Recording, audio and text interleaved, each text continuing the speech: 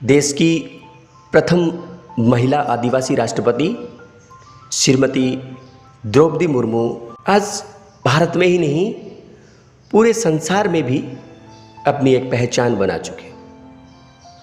पर क्या आपको लगता है कि इनका सफ़र इतना आसान रहा होगा? क्या आपको लगता है कि हंसते हंसते ये राष्ट्रपति पद तक पहुंच गए? बिल्कुल नहीं। एक आदिवासी समुदाय से झोंपड़ी से निकलकर राष्ट्रपति भवन तक पहुंचना इतना आसान नहीं था। इनका व्यक्तिगत जीवन सुख में नहीं था। दुखों ने बार बार तोड़कर इनके रास्ते को कष्ट में बना दिया। इनके जीवन में ऐसा कष्ट बार बार आया जिसमें आम इंसान कब का टूटकर जीना छोड़ दे, पर इन्होंने संघर्ष करना नहीं छोड़ा और चलते गए, क्योंकि इन्हें पता था जो टूट गया उसका सब कुछ छूट गया। इनका जन्म ओडिशा के मयूरभंज जिले में 20 जून 1958 को बिराची नारायण टुडू के घर हुआ, जिनकी आर्थिक स्थिति बहुत ही दयनीय थी।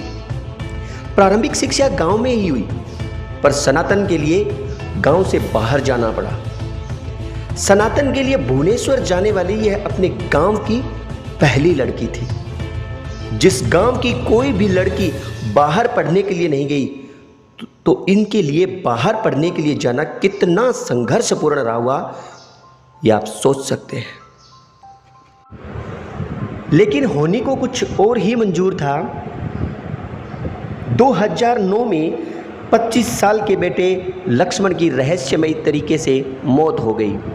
इस घटना ने एक बार तो द्रौपदी जी को तोड़ ही दिया था, लेकिन हिम्मत से दुखों के पहाड़ को अपने कंधे पे उठाए रखा और समाज सेवा में जुटे ही रहे। इस घटना के 4 साल बाद ही एक और झकझोर देने वाली घटना का इनको सामना करना पड़ा। अपने एक बेटे के 4 साल बाद ही उनके दूसरे बेटे का 2013 में एक सड़क दुर्घटना में निधन हो गया। पहले बेटे की मौत के 4 साल बाद ही इनको एक और झकझोर देने वाली घटना का सामना करना पड़ा। वो घटना थी इनके दूसरे बेटे का निधन। जी हाँ, 2013 में इनके दूसरे बेटे का भी एक सड़क दुर्घटना में निधन हो गया। इनसे मुर्मू जी पूरी तरह से टूट चुके थे, लेकिन कहीं न कहीं अभी भी इनके हौसले बुलंद थे। इन घटनाओं का सामना करते हुए ये राजनीति में, समाज सेवा में सक्रिय रूप से कार्य कर रहे थे। अपने इस व्यक्तिगत दुख को उन्होंने कभी भी समाज के सामने प्रकट नहीं होने दिया। कभी भी इस व्यक्तिगत दुख को समाज सेवा में आड़े नहीं आने दिया। और होनी अभी भी इनकी परीक्षा ले रही थी। होनी अभी भी नहीं रुकी।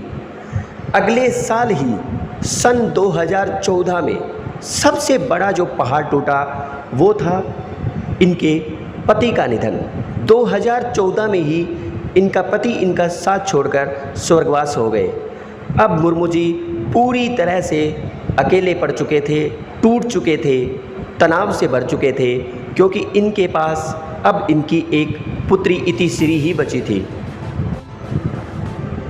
होनी की इन 4 खतरनाक घटनाओं ने मुर्मू जी को अंदर से पूरी तरह से हिला दिया था, अंदर से पूरी तरह से अकेला कर दिया था, विचारहीन कर दिया था।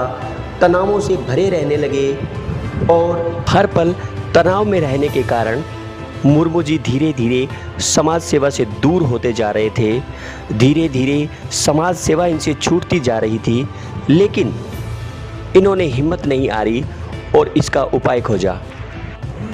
इन दुखी और तनाव भरे दिनों से निपटने के लिए मुर्मू जी ने अध्यात्म का सहारा लिया और राजस्थान के माउंट आबू स्थित ब्रह्म कुमारी संस्थान में जाने लगे।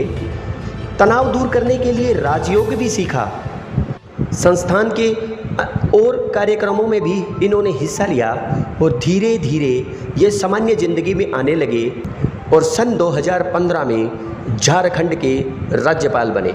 समाज सेवा का ऐसा जज्बा, ऐसी मिसाल, इतनी दुखों के पहाड़ों को टूटते हुए, झेलते हुए, ऐसी मिसाल आपको कहीं भी नहीं मिलेगी। इसी तरह दुखों से लड़ते लड़ते और देश सेवा का जज्बा साथ में लिए हुए आज ये मुर्मू जी देश के राष्ट्रपति बन गए। एक आदिवासी समाज के झोंपड़ी से निकलकर आज देश के राष्ट्रपति भवन तक पहुंचना पूरे संसार के लिए एक मिसाल है। दोस्तों, अगर वीडियो अच्छी लगी हो तो लाइक और शेयर जरूर करें, सब्सक्राइब भी करें और बेल आइकन प्रेस भी करें। Thank you.